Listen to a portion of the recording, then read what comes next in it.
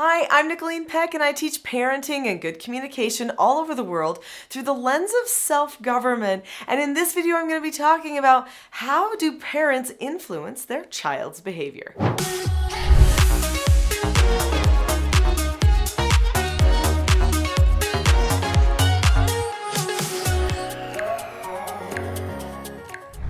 I've been working with parents and children for many years now, and what I have learned is that parents are not always aware how they are influencing their children's behavior. So in this video, I'm going to be sharing with you multiple ways that parents influence their child's behavior, and some of those ways might surprise you. One way that parents, of course, influence their children is genetically, right? People always say, well, there's the nature and then there's the nurture. So there are some things that parents genetically might have hardwired into themselves, such as the way that they see a problem and how they start solving that problem, that can be the same genetic hardwiring that their child has. So maybe they have the same processing tendencies just because of genetics. But I'm not going to spend a lot of time talking about genetics today. Of course, there are some people who might have certain sensory issues that can be the same sensory issues that their parents have. Those are probably more of a nature thing. But what I'd like to talk about today are the way that parents nurture their children and create outcomes that they might not be aware of. So let's talk about some of those different things that parents do when they are nurturing their children that influence their child's behavior. We are all robots. I know that's probably not super great news, but the best thing about knowing that you're a robot is that you can also know you can reprogram yourself. And that's hopefully where we're going to get to at the end of all of this today, is no matter what you've programmed yourself to do, if you don't like the outcomes, either for yourself or for your child, then what you want to do is you want to do some reprogramming. In fact, that's what a self-governed person does, and that's what this whole channel is about, is teaching people the skills that they need to govern themselves. So that's where we're ultimately hoping that this information will take you as you're listening to it. But we need to start with what programming might be problematic at this point. So there are good things that we can do that teach our children good behaviors, such as being compassionate toward other people, being understanding, being loving, hardworking. All of those type of behavioral habits and things that we have adopted as our own way of being can be habits that our children will also use. Don't we want our children to be compassionate and understanding of others, to be caring and to be hardworking? Well, then if we are going to be doing those things ourselves, our children have a greater chance of adopting those positive habits for their lives as well. So habits are what our children are going to gain from us most. And there are different types of habits that they may acquire, some of them positive and some of them negative. Some of our habits relate to our tone that we have. So a tone is the way that we feel when we're expressing ourselves to other people. And some of our habits relate to our structure. So the structure is actually the process that we go through for solving problems, communicating with people, and just living our day-to-day lives, such as how we might live our daily schedule. Usually parents have skills that they rely upon that are structural elements for their lives. When a parent has a certain skill, such as how they handle hygiene, then the child will often adopt the same skill for hygiene. Now, some parents might be thinking, wait a minute, I wash my hands all the time, but my child does not wash their hands, and I have to keep telling them again and again to wash their hands. That process of you noticing that they're not washing their hands and teaching them again and again that they need to wash their hands is actually you nurturing nurturing them to develop that similar skill that you have. So even if they don't wash their hands, when they hit adulthood, they will know that they should. It will kind of plague them in the background of their mind until they finally realize maybe there is some truth into this hand washing thing.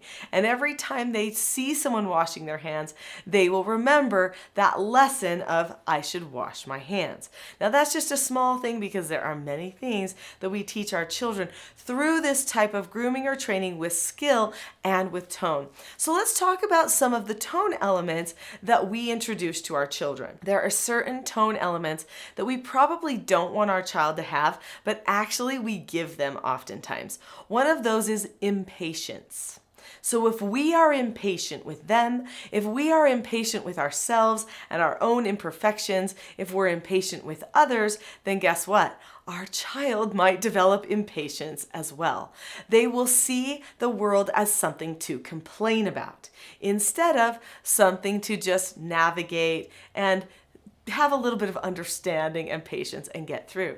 So if we don't want our children to develop impatience, we've got to make sure that we are teaching patience to them. There are more ways that we're going to talk about that parents are influencing their child's behavior, but before we do, click on that subscribe button now. There are a lot of videos about self-government and about how parents can positively impact their children on this channel, and you are not going to want to miss them. And while you're clicking subscribe, don't forget to click the notification bell too, so that you get notified when new videos come out. Probably one of our biggest tone elements that we can pass on to our children is the tone element of acceptance. With acceptance comes calmness and trust and patience. So when you accept, oh, that's where a person's at. That is what happened. Right now they just talked back to me, so I'm not going to take that personally. And I'm going to now just handle it and do the teaching that's required. That is a tone of acceptance. So when they do something you wish they never would have done, such as maybe see something online and maybe even get into a habit or an addiction because of that, can you accept it so that you can help them forward and help them out of it? Hopefully so. Many parents take their child's behavior personally. That teaches a child to take their own behavior too personally, so that sometimes they start to tear themselves down. They can't get over their problem. Or sometimes they start to take other people's behavior personally as well. And we do not want our children to fall into that trap, because that leads to judging and to having broken relationships with people in the future. So the tone that we have of acceptance is huge. Now, part of that acceptance, like I said, is calmness. Calmness is a vital skill to teach our children, especially in a world where anxiety, stress levels, pace of life are constantly increasing for people. If they can learn how to keep themselves calm so that they can be calm when someone else isn't, and help somebody else be calm without losing their calmness at the same time, this is going to be a skill not just to keep them happy, but it will be a skill that will help them influence others for the entirety of their lives. Calmness is a power skill. In fact, there's a whole presentation that I teach on my website, my website is teachingselfgovernment.com. This presentation is called The Power of Calm. So let's talk about structure then. What type of structural things do parents do that actually influence the behavior of their children? So what if a parent nags? You know what happens? The child actually soon expects nagging. And when the child expects nagging, they don't take action the first time. So this is a behavior that leads to a negative behavior in our children. So what should the parent do instead? The parent probably thinks that they're being really merciful by reminding their child again and again, but at the end of the day, it just is nagging really, and it's not being consistent in our parenting communication. And so we are teaching our child not to take action the first time. What I suggest is teaching a really valuable skill. The skill is called following instructions. I start teaching following instructions to my children when they are as tiny as 2 years old. If your children happen to be young, this is a great book for teaching the skill following instructions. This book is called London LaRae Says Okay, and it is about a young girl who has to learn how to follow instructions from her parents. So what does she do? She does 5 things. She looks at the person or the situation, keeps a calm face, voice, and body, says okay or asks to disagree appropriately, does the task immediately, and then checks back. Following instructions is just one of the skills that every emotionally and socially healthy person knows how to do. There are many others. But really, you can sum up most of the skills into 4 basic categories. These children's books each teach the 4 basic skills. We already talked about the red book, which teaches following instructions. But the green book teaches accepting no answers and criticism, the blue book teaches accepting consequences, and the purple book teaches disagreeing appropriately.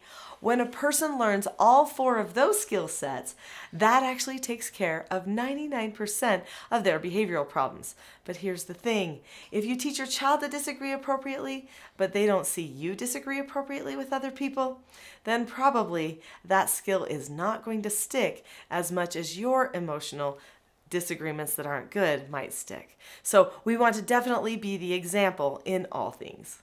I could go on for a long time about skills, but I want to talk about something else that we do structurally. So what do you do with your downtime? Let's say you just got home from work or it's the end of a long day. What do you do? Do you sit down and read a book? Do you discuss with your children and with the family? Do you play games? Do you go for a walk? Do you watch TV? Do you scroll your phone? What do you do? Whatever you do in your downtime teaches your child that that is the most important thing to you. So parents teach their children priorities. They may not recognize that, but just the very way that you live your life teaches your child what is most important. So the way that you spend your downtime shows them how they should be hoping to spend their downtime too. If you have a child that's asking for TV all the time and stimulation all the time, then you might need to look at yourself and say, am I going towards scrolling and stimulation a lot of the time too? Also, you allowing the child to indulge in stimulating activities such as TV. TV is not the type of stimulation that encourages good critical thinking, independent thinking, and good problem solving. If you want your child to be an active thinker and to be more creative, then you have to do other activities. So putting your child in front of a stimulating device on a regular basis could actually be encouraging them to not be able to think as well. And many parents don't recognize that. Do you ever make excuses for your own behavior? Well, if you do, your children might make excuses for their behavior too. If you want your child to take full responsibility for their own behavior, you need to take full responsibility for yours as well. I believe in being a deliberate parent. A self-governed parent makes a plan for what they want to do, and then they follow through with that plan. And if they figure out they made the wrong plan or they went off course, they say, whoops, I did that wrong. I'm going to fix it, and they move forward in the right direction again. They show their child that they are not perfect, but that course correcting is a healthy, normal part of life. And they don't have to blame their bad decisions or their lack of responsibility on somebody else. Another thing that parents do that they might not recognize is they encourage the wrong type of attention seeking. So there's positive attention seeking and then there's negative attention seeking. If the parent is not praising the positive and they are only giving attention for negative things, they could be encouraging their child to seek negative attention because that's the only time that the child gets attention from the parents. We need to do corrections and be consistent about those, but they don't have to be negative. And we need to make sure that we're praising our children more. This is going to help our children be more positive, notice the positive outcomes, and seek more positive attention instead of negative attention. How well do the parents you know focus on family attachment and bonding? Because The way that a parent bonds with their child or attaches to them actually creates lasting outcomes. I'm talking about from infancy. Many studies have been done that show that children who have touch and bonding with their parents when they are younger have greater outcomes later in life.